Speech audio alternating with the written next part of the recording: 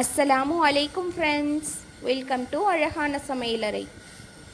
இன்றைக்கி நம்ம milk powder வச்சு எப்படி ஸ்பாஞ்சியாக டேஸ்ட்டாக குலோப்ஜாம் செய்கிறதுன்னு பார்க்கலாம் ஃப்ரெண்ட்ஸ். அதுக்கு 2 கப் பால் பவுடர் எடுத்திருக்கேன், 1/2 கப் டால்டா எடுத்திருக்கேன்.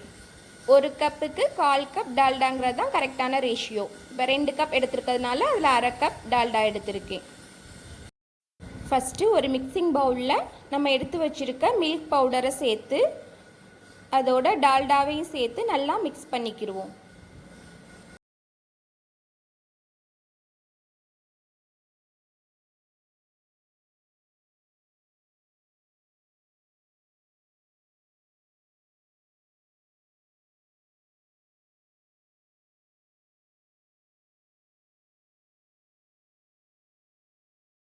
இந்த அளவுக்கு மிக்ஸ் பண்ணதுக்கப்புறம் இதில் 1/2 டேபிள் ஸ்பூன் அளவு மைதா சேர்த்துக்கிடுவோம்.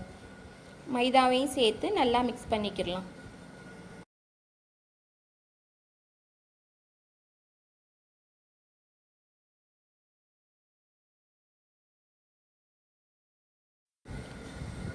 இதை நம்ம மைதாவை வச்சும் செய்யலாம் ஃப்ரெண்ட்ஸ். இப்போ பால் பவுடர் எந்த அளவு சேர்த்தனோ அதே அளவு மைதா சேர்த்து நம்ம மைதா இப்போ எந்தளவு சேர்த்தமோ அந்தளவு பால் பவுடர் சேர்த்து கூட செய்யலாம் ஃப்ரெண்ட்ஸ். அதுவுமே நல்லா தான் வரும். மைதாவை சேர்த்து நல்லா மிக்ஸ் பண்ணதுக்கப்புறம் ஒரு டேபிள் ஸ்பூன் அளவு நான் ரவை ஊற வச்சு வச்சுருக்கேன், அதையும் சேர்த்துக்கிடுவோம். அதையும் சேர்த்து நல்லா மிக்ஸ் பண்ணிக்கிடுவோம். ரவையை தண்ணியை வடிச்சிட்டு சேர்த்துக்கிறணும் ஃப்ரெண்ட்ஸ். இதில் ஒரு 2 பிஞ்ச் அளவு மட்டும் பேக்கிங் சோடா சேர்த்துருக்கேன் ஃப்ரெண்ட்ஸ்.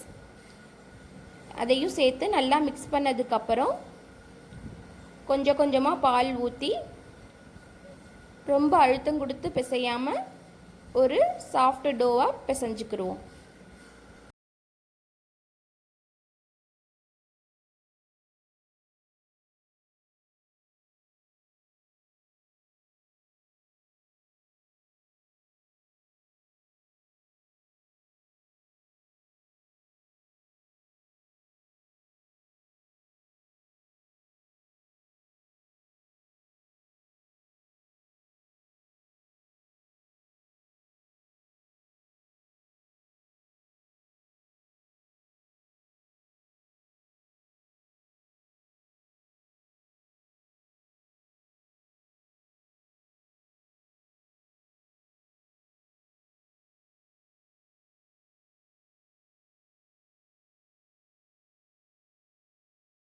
இதில் 3லேருந்து 4 டேபிள் ஸ்பூன் அளவு பால் சேர்த்துருக்கேன் ஃப்ரெண்ட்ஸ்.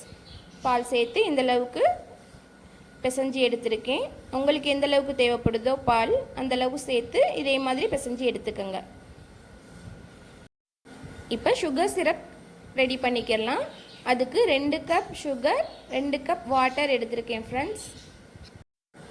சுகர் கரையட்டும். இப்போ இதுலேருந்து குட்டி குட்டியாக இந்த மாதிரி எடுத்து கைகளால் இந்த மாதிரி உருட்டிக்கிறணும் ஃப்ரெண்ட்ஸ். வெடிப்பு இல்லாமல் நல்லா ரவுண்ட் பாலாக உருட்டிக்கிறணும். பாருங்கள், இந்த மாதிரி இதில் ஒரு வெடிப்பு கூட இல்லை பாருங்கள். இதே மாதிரி எல்லாத்தையும் உருட்டி வச்சுக்கிடுவோம். இப்போ சுகர் சிரப்பில் 2 ஏலக்காவை தட்டி சேர்த்துருக்கேன். இதோட ஒரு 1/4 ஸ்பூன் லெமன் ஜூஸ் வேணும்னா சேர்த்துக்கங்க ஃப்ரெண்ட்ஸ். சுகர் சிரப் கிறிஸ்டலைஸ் ஆகாமல் இருக்கும். சுகர் நல்லா கரைஞ்சதுக்கப்புறம் ஒரு 2 நிமிஷம் கொதிக்க விட்டு அடுப்பு ஆஃப் பண்ணியாச்சு. இப்போ எல்லா மாவையும் இந்த மாதிரி ரவுண்ட் பாலாக உருட்டியாச்சு. எண்ணெயை ஹீட் பண்ணியிருக்கேன்.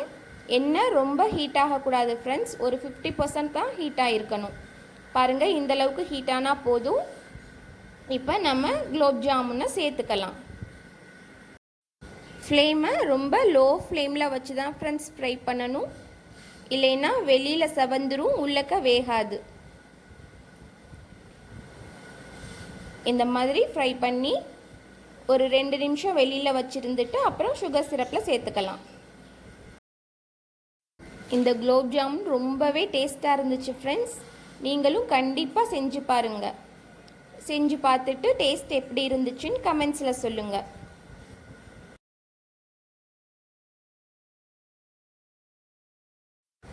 குலோப் ஜாமுன் நல்லா ஃப்ரை ஆயிடுச்சு. இதை இப்போ வெளியில் எடுத்துடலாம்.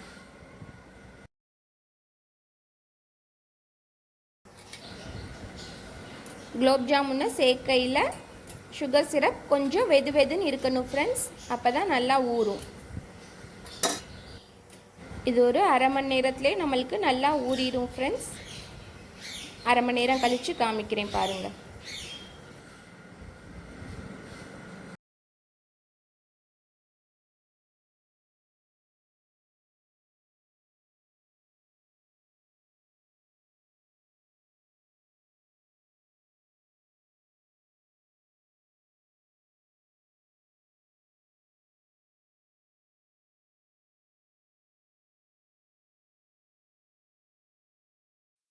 ரொம்பவே ஸ்பாஞ்சியான டேஸ்டான குலோப் ஜாமுன் ரெடி.